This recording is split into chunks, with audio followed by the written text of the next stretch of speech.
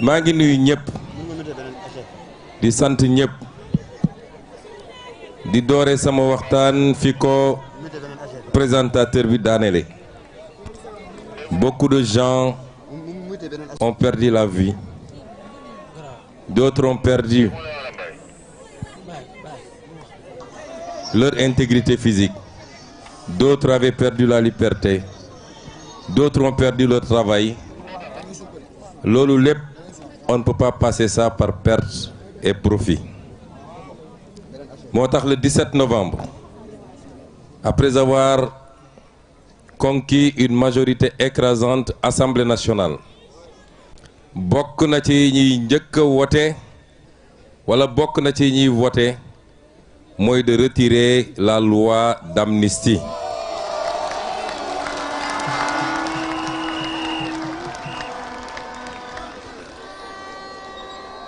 Impunité mënul am te bu dee dans une société les gens mën nañu làqatu ci gannaaw État pour utiliser les moyens d'État pour comploter contre les gens, pour tirer sur les gens, pour tuer des manifestants désarmés.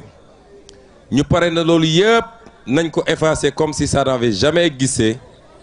Loolu yàgg-yàgg dina xewaat ci dëkk bi kon moo tax pour que mu leer, parce que ces gens-là ils pensent que ils ont la mémoire très courte. Ils pensent que la loi d'amnistie c'est pour nous. Ñun soxlawuñu loi d'amnistie.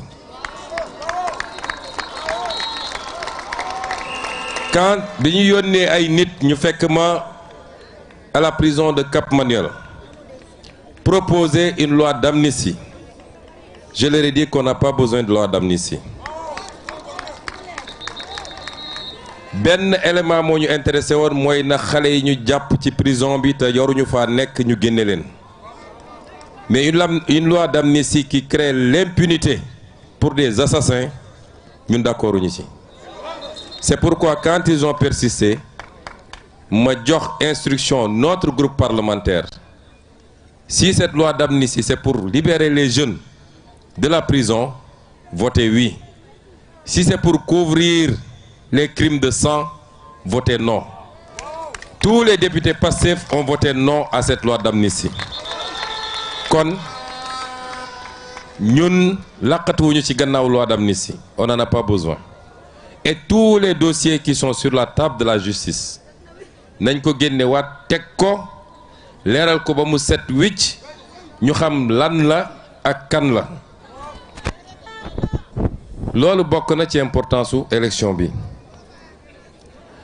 Comme nag campagne bi dañu fas yéene def ko campagne thématique, parce que politique li ñu def fii yëpp baax na, il faut mu xumb, il faut de l'animation, il faut de la musique, il faut, mais avant tout politique c'est parler de ce qui va faire avancer le pays, c'est ça la politique.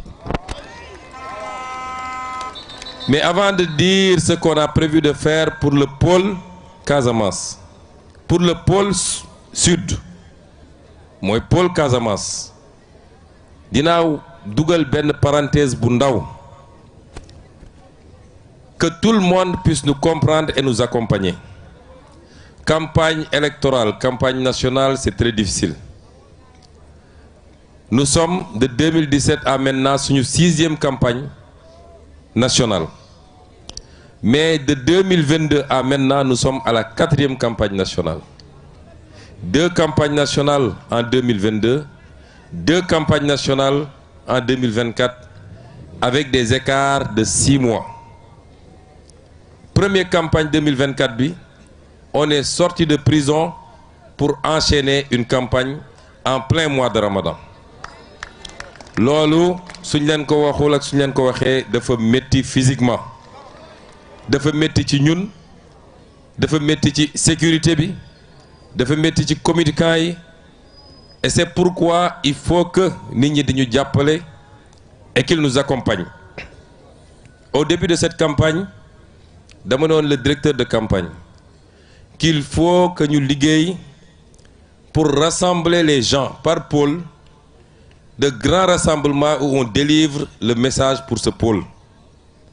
Comme ça coono physique bi wàññeeku tuuti bu ñu fàtte it ni en tant que premier ministre dañuy continuer de coordonner l'action du gouvernement même en étant en campagne. C'est pourquoi il faut qu'on accepte ce genre d'organisation rawatina nag dans les régions ou les départements yoo xam ne leer nañu gagné nañ fa bu yàgg parce que depuis des années toutes les élections qui se passent là-bas nous les gagnons largement et la région de Ziguinchor, et c'est tout à votre honneur, en fait partie. Kon il faut ñu économiser du temps pour consacrer ce temps à d'autres départements ou d'autres régions qu'on avait perdu lors de l'élection présidentielle. Parce que l'objectif, c'est de gagner, à défaut de tous les départements, au moins 90% des départements. Est-ce que vous êtes d'accord avec nous? Vous êtes d'accord avec nous? Donc, je vous remercie d'avoir eu cette présence d'esprit. Nous avons un meeting, au-delà même de régional, mais un grand meeting, pour pouvoir rassembler tout le monde et délivrer le message. Le pôle Casamance, moi, pôle bo xamné dafa réhabiliter la région naturelle de la Casamance. Ñi fi nek mak touti, ils savent qu'après l'indépendance, la première organisation du gouvernement de Senghor ou de Mamadou Dia, c'était d'organiser le Sénégal en régions naturelles. La région du Sine Saloum, la région du fleuve, le Sénégal oriental, la Casamance, le Cap-Vert. Après le Ñëwaat, c'était des entités cohérentes. Moi, buñ ci jël rek dafa am réalité économique, mais dafa am réalité socio-culturelle. Ñu ñëw diko dag ba tay on est à 14 régions. Nous avons dissocié ces régions-là en départements et en communes. On est à 46 départements et plus de 550 communes, dont la majorité n'est pas viable parce que les ressources yoron tax communes yoy am viabilité amuñu ko. Ñun la ñu découpage administratif bi pour le moment. Mais li ñu changer moy créer des pôles de développement économique qui recoupent ces mêmes réalités.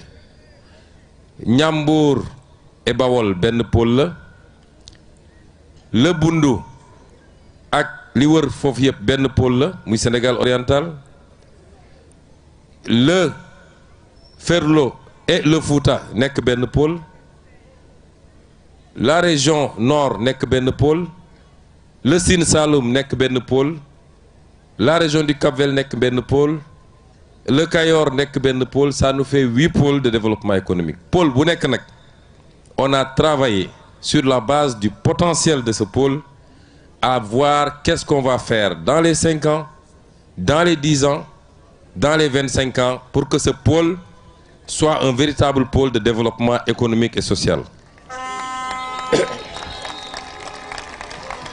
Le pôle Casamance, tay boy xayma la population du pôle Casamance, la région de Kolda, la région de Sédhiou et la région de Ziguinchor, c'est 2 300 000 habitants.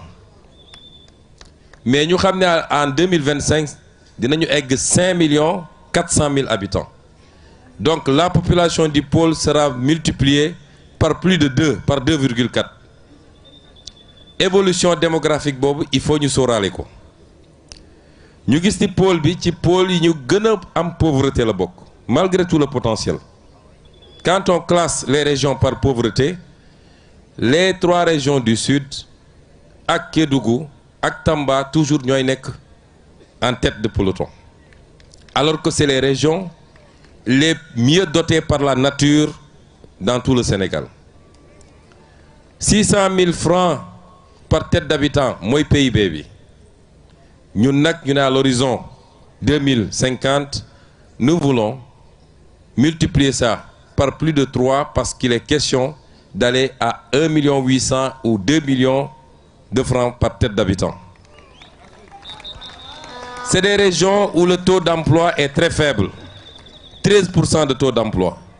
Fii soo ñëwee Ziguinchor les jeunes te disent à part Jakarta on n'a presque rien à faire. Taux d'emploi de 13% ci yu gën a faible la ci Sénégal. Dans l'agenda de transformation bi ñu leen présenté, le pôle doit aller à 40% de taux d'emploi à l'horizon 2050. Mais comment on va faire ça? Lan mooy potentiel lu pôle bi? Parce que ay filières la ñuy développer. Si on doit regarder les filières, dafa mel ni pôle bi moo ëpp potentiel ci pôle yëpp en termes de filières. En Casamance, il y a la filière céréales. Léegi ceeb lañ ma jox. Ñëpp xam nañ ni Casamance ceeb lay dunde. Ñun duñu mëq suuf. Xam ngeen ñan ñooy mëq suuf? Séeréer yi, ndax cere dafa niroog suuf. Ñun ceeb la ñuy lekk, moom la ñu xam. Ñoom président Diomaye ñoom dañuy mëq suuf. Filière céréales yi, que ce soit ceeb bi wala mboq bi wala dugub bi jusqu'au foño nga xam ne ñu ngi ko gën a ràññee la jëm ca Sédhiou jëm kaw, c'est un potentiel très faible ci filières yi. Les cultures industrielles muy gerte bi ñëpp xam nañ ni fii ci bassin arachidier lañ ko mënoon tuddee dañuy bassin arachidier bi dañ koy féetale Sine ak Saloum ak Bawol waaye li tax ñu defoon fi usine Sonacos c'est parce qu'on produit beaucoup d'arachide. Région de Ziguinchor, région de Sédhiou, région de Kolda. Dès qu'on est arrivé, mission bi ñu assigné woon le directeur de la Sonacos mooy il faut que l'usine de la Sonacos démarre le plus rapidement possible te démarrer na cette année. Mais am na aussi filière bu am solo fii mooy kuuku bi mooy pour que ñi muy dégg yëpp xam mooy saalu darkase, c'est comme ça qu'on l'appelle ailleurs. Fii on produit plus de 120 000 tonnes su ma juumul ci noix d'acajou. Saison noix d'acajou ñi fu bëri ñi fi nekk dañuy dem for kuuku bi mais fan la kuuku bi di dem indien ñoo koy jël exporter ko transformer ko seen dëkk dem jaayi ko Europe 4 fois 5 fois plus cher. Ce que nous voulons pour yooyu nga xam ne mooy les productions industrielles mooy lépp ñu transformer ko fii créer des usines qui vont créer des emplois, ñu créer de la valeur ajoutée et c'est comme ça qu'on construit un développement. Ñu am aussi filière arboricole, les mangues. Su ñuy wax Sénégal foo taxaw soo nee mango rek dañ la naan Casamance foo toog rek dañ la naan Casamance mais mango yooyu la cay yàqu ci àll bi yéen xam ngeen ni bëri na et ce n'est pas normal. Les mangues, les agrumes, les produits forestiers ligneux comme non ligneux madd bi gis ngeen ni yaak 3 mois ci gannaaw homologué nañu le madd Casamance au niveau international.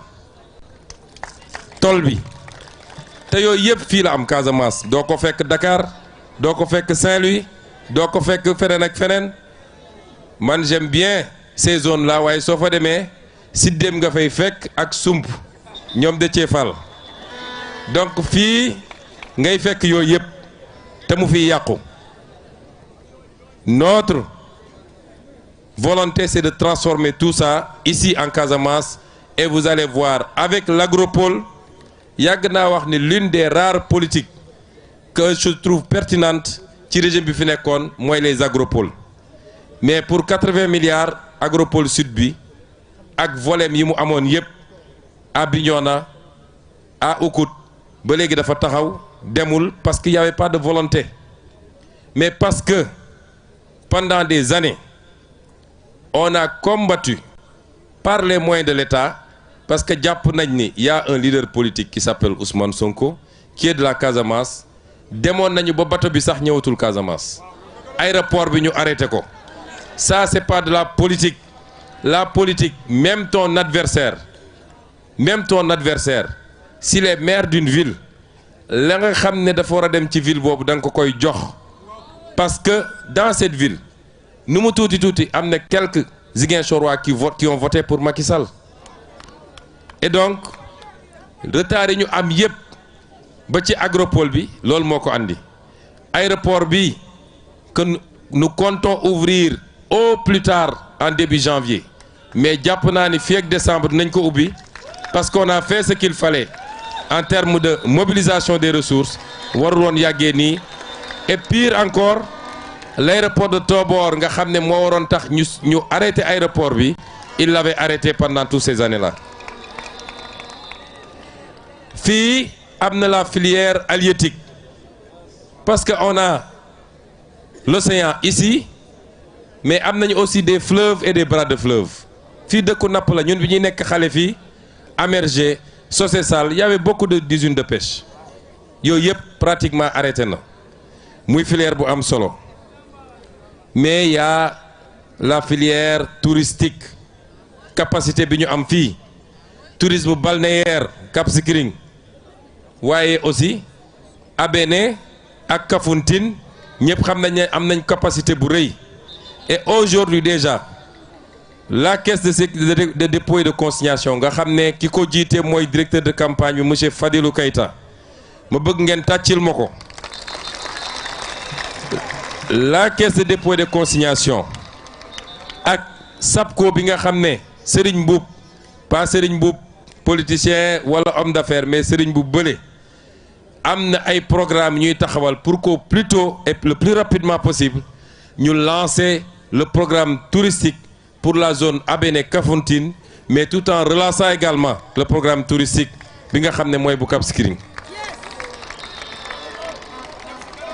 tourisme balnéaire mais écotourisme aussi parce que ku wax Casamance wax nature wax la forêt wax yeneen ak yeneen ak yeneen yooyu yëpp muy ay programme yoo xam ne ñu bëgg a taxawal la ci 5 ans yi lancé ko mais am na loo xam ne ci 10 ans lañ koy def mais sur le plan logistique dinañu yeggali dans quelques semaines ou quelques mois le tronçon bi nga xam ne mooy permettre nga jóge Gambie ba dugg Guinée-Bissau te mu yéexoon trop on va le faire le second pont de Ziguinchor def nañu appel d'offre bi ba ñu ngi ci sélection wu entreprise yi ko war a def ça veut dire quoi depuis Tobor avec fi ñu jaar ci rang-rang bi yëpp on ne touche pas au pont bi fi nekk nii on fait un autre pont qui contourne et qui va entrer par Goumel et qui va créer des infrastructures secondaires j'insiste ci côté bi parce que su ma demee Kolda j'expliquerai li jëm ci côté boobu sur la vallée de la Nambé sur l'agriculture sur l'élevage ak yu demee noonu les industries extractives yéen ñëpp déggoon nga ñuy wax le zircon de Niafran moi en tant que député je fais partie ñi nga xam ne dañoo bañoon ne dañu bàyyi ñu exploiter zircon bi dans ces conditions parce que la ñu exploiter le zircon à Diogo ça n'a pas servi à Diogo ça n'a pas servi au Sénégal ba ñu boole ko ci dossiers yi nga xam ne ñu ngi koy saytu pour mun koo renégocier je ne voulais pas qu'on fasse les mêmes erreurs ici à Niafrang mais maintenant qu'on est là j'ai pu assurer les populations de Bignona de Niafrang et de toute la zone que zircon bi yàllaa ko fi def c'est pour être exploité le plus important c'est que ça se fasse dans l'intérêt des populations d'abord ñu am ci ay infrastructures am ci du travail am ci li ñuy wax nuñ ko tuddee sax li nga xam ne si social entreprise yi dañ koy def RSE ñu am ko ci ba mu mat sëkk c'est comme ça qu'on veut gérer les ressources naturelles mais le pétrole aussi bi nga xam ne suñu diggante Guinée-Bissau ñu koy le pétrole du Domflor ñu war koo mun a exploiter comme ni ñu commencé exploiter le pétrole de Sangomar mun a am ici des plateformes qui nous permettent à terre de faire beaucoup de choses boobu tam bokk na ci. Troisième point ou quatrième point sur infrastructure yi mooy le port industriel de Gnikin parce que le port de Ziguinchor c'est un port fluvial port fluvial la chaque fois nga war a def dragage am na ay bateau yoo xam ne su eggee benn niveau tirant d'eau mënul dugg Ziguinchor mais là-bas après Pointe-Georges Pointe Saint-Georges fi ñuy wax Nikine on peut avoir là-bas et on va mettre là-bas un deuxième port industriel parce que ce qu'on veut avec les pôles frontaliers mooy les pôles frontaliers dafa war a doon des points d'éclosion pour pouvoir capter les économies des pays environnants te loolu port baax na ci le 5e point d'infrastructure mooy le chemin de fer à partir de Tambacounda bu ñu war a andi jusqu'à Ziguinchor jusqu'à Nikine pour mun a alimenter également le transport des fruits le transport de tout ce qu'on produit dans la zone lii lenn la ci pôle bi parce que je vous ai dit que le deuxième aspect du pôle on va le traiter à Kolda mais ce que je voudrais dire c'est que lii lépp pour mu am il faut qu'on règle définitivement la question de la paix fu amul jàmm munoo fa tabax donc quand on est arrivé notre première préoccupation c'était d'en finir définitivement dégg ngeen j'ai annoncé le plan Diomaye pour la Casamance c'est un plan pour la paix c'est un plan pour le développement c'est un plan pour l'économie et c'est un plan pour le social les populations sont en train de rentrer et de retrouver leur village mais loolu il faut ñu accompagner ko par le déminage d'abord parce que ñun on a grandi ici mais ñu bari ñemeetuñu dugg ci àll bi parce qu'ils ont peur de sauter sur une mine la paix c'est quelque chose qu'on construit mais même boo demee ba am paix la guerre laisse toujours des séquelles mun nga pare ba am jàmm des années plus tard les gens vont continuer à sauter sur des mines nous ne voulons plus que des gens sautent sur des mines et c'est pourquoi le programme de déminage humanitaire qu'on n'a jamais arrêté mais qu'on va accélérer à partir du début 2025 pour que aucun centimètre carré de la Casamance ñu bañ fa bàyyi une mine qui peut nuire à une personne ou à une bête loolu yëpp dañ koy régler définitivement. Nous accompagnons les populations pour ñu dellu dans leur village. C'est pourquoi pour cette année dans le plan Diomaye pour le Sénégal on a déjà débloqué une enveloppe de 15 milliards boo xam ne c'est uniquement pour accompagner parce qu'il faut reconstruire les écoles il faut remettre des forages etc. Et l'année prochaine muy doon suñu premier budget parce que actuellement on est en train d'accompagner et de finir le budget on va provisionner une enveloppe consistante avec l'ANRAC comme maître d'œuvre délégué avec l'ANRAC comme superviseur et comme avec l'armée comme maître délégué pour que ñu def les infrastructures les pistes les routes les forages l'éclairage tout ce qu'il faut pour que les gens puissent rentrer chez eux et commencer à travailler comme ils le faisaient. Mais quand je parle de paix je veux qu'on nous comprenne. La paix n'est pas encore définitive en Casamance. Tant qu'il y aura des groupes, nous tuuti, qui ont encore des armes et qui sont dans telle ou telle portion du territoire ou dans les pays environnants, la paix n'est pas acquise. La paix, mooy képp ku yoroon ngànnaay ñu waxtaan ak yow ba nga génn déposer ko dans un consensus boo xam ne y a ni vainqueur ni vaincu. C'est le Sénégal qui gagne parce qu'il n'est plus question qu'un seul fils de ce pays perde la vie, moo xam du côté de l'armée, moo xam de l'autre côté. Il faut qu'on en finisse. Et c'est pourquoi je rends un vibrant hommage à l'armée nationale du Sénégal qui, pendant des années, a veillé à ce que l'intégrité territoriale soit sauve. Armée boobu soxlaatuñu ko pour ñu jàkkaarloo entre Sénégalais. Nous avons d'autres priorités en matière de sécurité. Xam ngeen insécurité bu am dans toute la sous-région. aujourd'hui la priorité c'est l'est du Sénégal, c'est la Falémé, pour que nit yu nekk ci yeneen côté bañ a mun a traverser avec des armes pour venir faire du terrorisme au Sénégal. C'est là où on a besoin de notre armée. Et c'est pourquoi li ma waxoon en 2019 lors de notre meeting de Bignona, j'avais dit si je suis élu man maay dem fekki ñi ne ci biir àll bi, parce que c'est mes papas, c'est mes neveux, c'est mes cousins, c'est mes frères, man maa leen dem fekki jàpp seen loxo génne leen. Nous sommes en train de travailler à ça avec le président Diomaye. Dafa am loo xam ne boo koy liggéey doo ko wax ci kaw, mais on y travaille et la réceptivité est parfaite des deux côtés. Inch'Allah, nous y arriverons pour que cette affaire ne soit qu'un souvenir, tout douloureux soit-il, mais ñu fàtte ko suul ko jublu ci defar Casamance.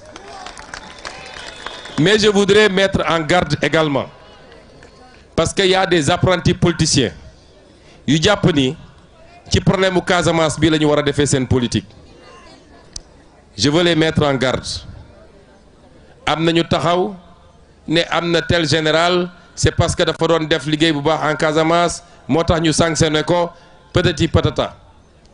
Di def allusion que Ousmane Sonko, puisqu'il est originaire de la Casamance, il veut affaiblir l'armée pour que les gens qui sont là-bas puissent reprendre de la force. Bu dee am nañu fit, on a pris toutes les dispositions. Les questions qui relèvent de la sécurité nationale duñ ko fowee. Bu dee ñoom am nañu fit nañu génnaat ñu wax lu mel noonu, ñu xool ndax ils n'iront pas en prison.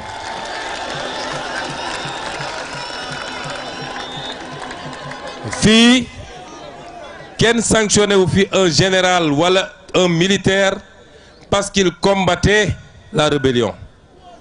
Li tax ñu def la ñu def mu jóge ci armée, ñi nga xam ne dañ doon pexe ci élection bii pour que ñu bañ koo yeggali wala président Bassirou Diomaye Faye bañ a toog, loolu rapport bu ñu fekk la fii, loolu tax ñu jël matuwaay ñu jël, mais ça n'a rien à voir avec le conflit casamançais.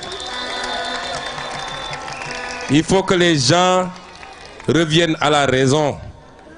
Combattre un adversaire politique, pendant des années tu l'as traité de rebelle, tu l'as traité de tous les noms.